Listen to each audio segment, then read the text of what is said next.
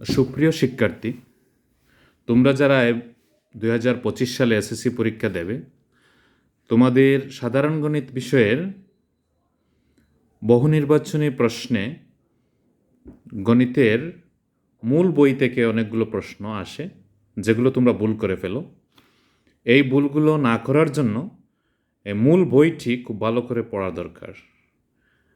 নবম দশম শ্রেণী গণিত এই মূল বইটি যদি আমরা বের করি তাহলে দেখতে পাবো এই যে বাস্তব সংখ্যা প্রথম অধ্যায়।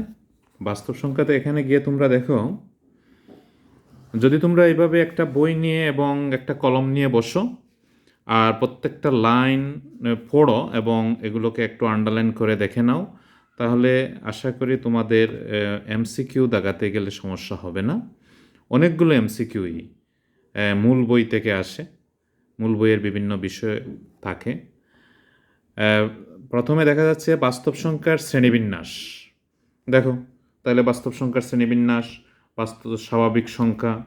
তাহলে স্বাভাবিক সংখ্যাটা তুমি দেখলে এবং এখানে কী কী বলা আছে দেখলে, পরস্পর সহমৌলিক সংখ্যা, কোন দুইটি পরস্পর সহমৌলিক সংখ্যা, যদি গসাগু 1 হয়, দুইটি সংখ্যার যদি গসাগু 1 হয়, অর্থাৎ 1 ছাড়া যদি কোনো সংখ্যা দ্বারা তাকে ভাগ করা না যায়, তাহলে ওই সংখ্যা জোড়কে সহমৌলিক সংখ্যা বলা হয়।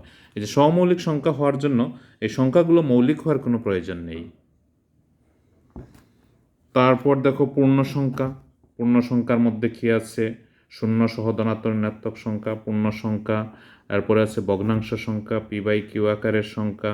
ভগ্নাংশ সংখ্যার এই শর্তগুলো মনে রাখতে হবে। এরপরে আছে প্রকৃত ভগ্নাংশ, কীভাবে প্রকৃত ভগ্নাংশ হয়, অপ্রকৃত ভগ্নাংশ কীভাবে হয়। তারপরে আছে মূলদ সংখ্যা, খুব গুরুত্বপূর্ণ এবং ইম্পর্টেন্ট একটা বিষয়। এখান থেকে পরীক্ষায় এমসিকিউ থাকে। নিচের কোনটি মূলদ সংখ্যা, নিচের কোনটি অমূলদ সংখ্যা। P/Q আকারে কোনো সংখ্যাকে মূলদ সংখ্যা বলা হয়, তার শর্তটা আমাদেরকে দেখে নিতে হবে।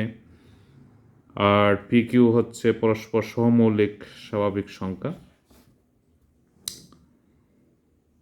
সকল পূর্ণ সংখ্যা ভগ্নাংশই হচ্ছে মূলদ সংখ্যা। অমূলদ সংখ্যা হচ্ছে P/Q আকারের সংখ্যা প্রকাশ করা যায় না। এখানেও শর্ত আছে, PQ হচ্ছে পূর্ণ সংখ্যা, দেখো বিলংস টু Z থাকবে, Q নট ইকুয়াল টু 0।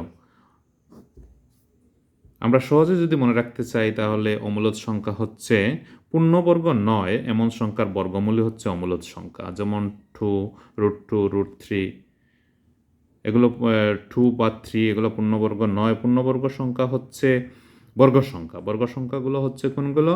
যেমন 1 হচ্ছে বর্গ সংখ্যা। কেন? 1 × 1 1, 2 × 2 4, 3 × 3 9, তাইলে 1 4 9 16 এগুলো হচ্ছে পূর্ণবর্গ সংখ্যা বা বর্গ সংখ্যা। এই পূর্ণবর্গ সংখ্যা বা বর্গ সংখ্যা ব্যতীত অন্য যত সংখ্যা আছে তাদের বর্গমূল হচ্ছে অমূলদ সংখ্যা। সহজে আমরা অমূলদ সংখ্যা কোনটা চিনে নিতে পারবো। দশমিক সংখ্যা, মূলদ সংখ্যা অমূলদ সংখ্যাকে দশমিক সংখ্যা দিয়ে প্রকাশ করলে, একে দশমিক বিন্দু দিয়ে যদি প্রকাশ করি তাহলে দশমিক ভগ্নাংশ সংখ্যা। দশমিক ভগ্নাংশ সংখ্যা কি হয়ে থাকে? সসীম হয়ে থাকে। সসীম মানে তার দশমিকের পরে যে ডাইনের যে অঙ্কগুলো আছে এগুলো নির্দিষ্ট থাকে, সংখ্যক তাকে গুণে শেষ করা যায়। সসীম দশমিক ভগ্নাংশ। আর যেগুলোর ভগ্নাংশের ডানের অঙ্ক সংখ্যা গুণে শেষ করা যায় না, অসীম দশমিক ভগ্নাংশ বলা হয়। তারপরে আছে আবৃত দশমিক ভগ্নাংশ, যেগুলোকে পৌনপুনিকে নেওয়া যায়।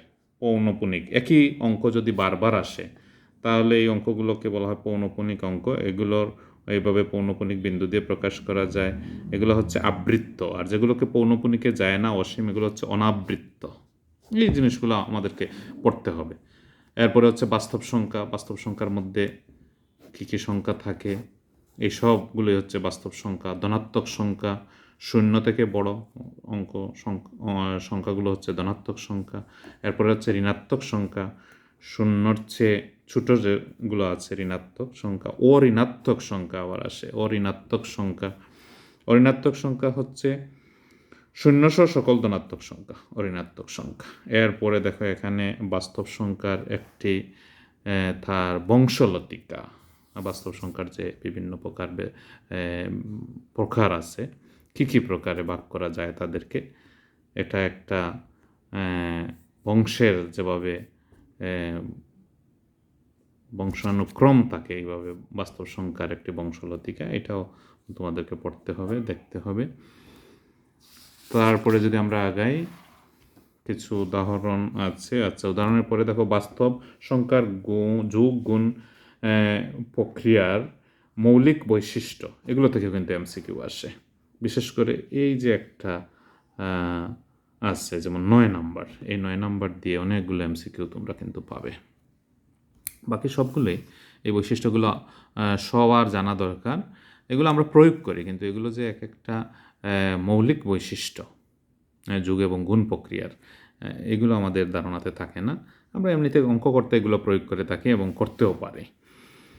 তাহলে এমসিকিউতে এগুলো থাকে, কিন্তু এই এমসিকিউর জন্য আমাদেরকে এগুলো খুব ভালো করে পড়তে হবে তোমাদের। এরপরে আছে যেমন দেখো এই উদাহরণ 2টাও কিন্তু এমসিকিউতে চলে আসে। এই উদাহরণ 2 যেটা আছে, এরপরে হচ্ছে দশমিক ভগ্নাংশ। আগেও দশমিক ভগ্নাংশ নিয়ে আলোচনা করা হয়েছিল, এখন এখানে দশমিক ভগ্নাংশের প্রকারভেদগুলো আবার এসে বর্ণনা করা হয়েছে। সসীম দশমিক, আবৃত্ত দশমিক।